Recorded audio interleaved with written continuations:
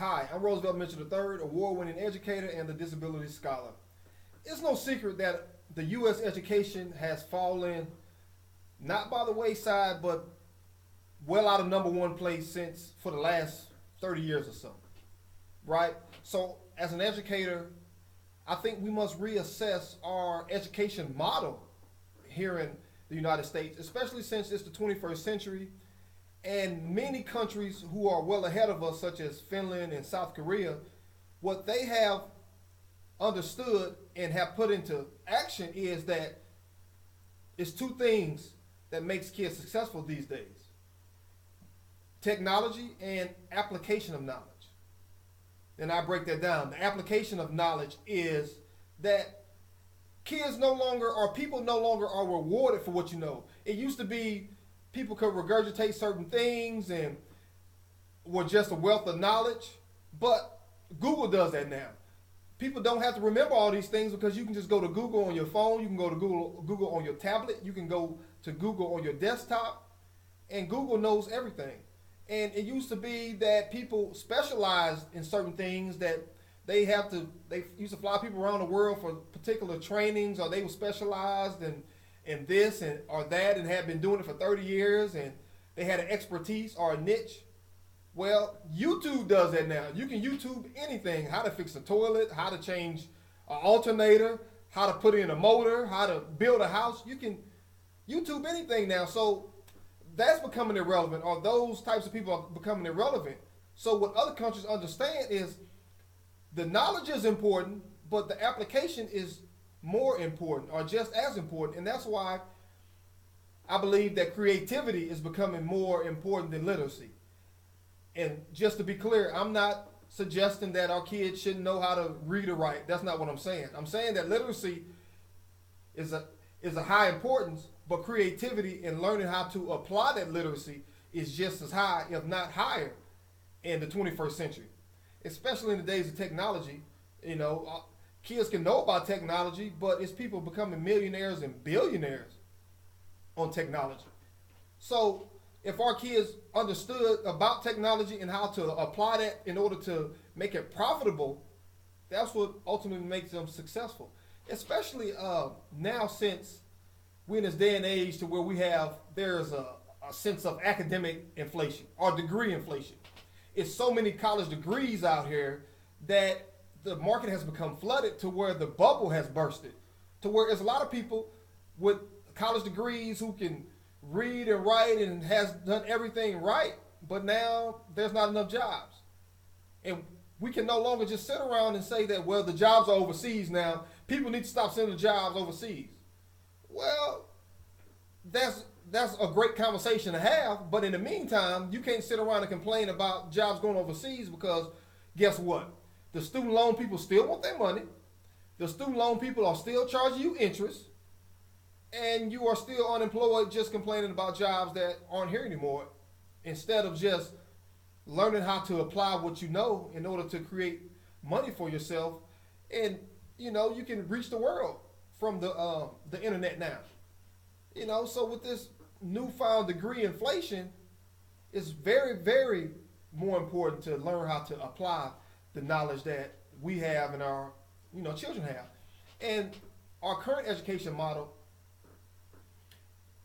is fallacious for a few reasons. One, it penalizes mistakes. And when you penalize mistakes, you stop children from becoming creative. You kill their creativity. Meaning, in school, whenever you get something wrong, you get a red mark, you got to do it again. So creativity is never encouraged. So students tend not to think outside the box because they don't want to be wrong. They have been penalized for so many years for being wrong that they are scared to think of something different. And that kills creativity. Instead of telling kids, hey, you were wrong, but I'm going to give you credit for your creativity, for trying to think outside the box. And and that teaches kids not to take risks. Right? So kids go get their college degrees, and they have been taught from grades pre-K all the way up through their college degree or graduate school to only be risked to a certain extent. And that only gets you so far when you do not want to take risks, because just think at your most successful people, such as a Mark Zuckerberg, who learned how to apply what he knew in college and be able to become a billionaire. Why? Based off his creativity. Whoever thought that a man can become a billionaire off a website based around pictures? A website called Facebook, where you just post pictures and stats. Whoever thought somebody would become a millionaire? Well, he did. He was creative enough. And that's why he had to drop out of school, because if, schooling would have squeezed that creativity out of him because of the risk factor. And I'm not suggesting that nobody should not drop out of school. I'm saying that education is a great thing, but we have to supplement that with creativity. We have to encourage creativity. And our education model, our traditional education model, is set up for kids to go to college. It's not set up for kids to become entrepreneurs or be creative geniuses or to be think tanks to come up with great ideas. No, it's set up so kids can go to college, right? So you had a PSAT. Kids are studying standardized tests for standardized testing for years and years to come, for the ACT, for things like that, so they can get accepted into a university, not so they can just leave and start businesses and do all those sorts of things. And that's why in the 21st century, the tide is shifting. Things are changing. Even with Dr. Boyce Watkins, I use him for example in his Black Wealth Boot Camp. Here's a doctor who taught in universities for over 20 years about business and finance and things of that nature.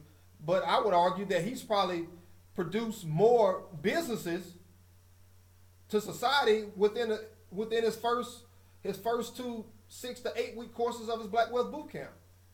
Why? Because it's not just teaching about theories and things of that nature. It's the information, plus it's the application of it, so the students can directly use it, and that's what makes it successful, because it's the 21st century, and that's what other countries are doing. And until America starts to do that, until we start training our kids at home, hey, don't think outside the box. Don't just try to go for right and wrong.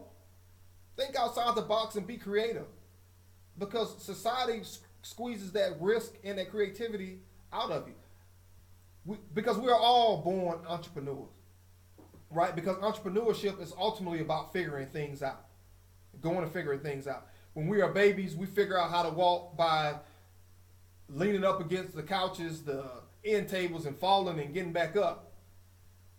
And we figure it out. But somewhere after learning how to walk through adulthood, everybody tells us, don't do that. Don't take this risk. It's too risky. Don't do that. Don't think outside the box. That's never been done before. And hey, I understand the concern, but at the end of the day, it's the new century. It's the 21st century, and so many things are happening to where we have to instill in our kids to continue to be creative. Because just look where our creativity is going far as on a big screen. This day and age, it's a new Steve Jobs movie coming out. It's like the third or fourth one already. Like, are we not producing any other great people or great thinkers that we have to keep remaking the same movie of the same guy? Or the NWA movie. These guys aren't even dead yet. It used to be, movies, biographies based on people who was dead and gone or who had already passed. But now, it's so many different biographies coming out of people who are still living, to where it's like, wow, are we not producing any other great people now? Is America that short on imagination, that short on ideas, to where we are not groundbreaking to create great people? And it all comes from creativity. It all comes from imagination. And we can't squeeze that out of our children. We have to keep instilling that in our children. So I beg you, each and every one of you, to instill in your children, not about right and wrong per se, but about being creative, but about imagining a better world or a better product or a better way to do things. And then America will get back on being on the cutting edge of everything. Until next time, my friends, be blessed and be encouraged.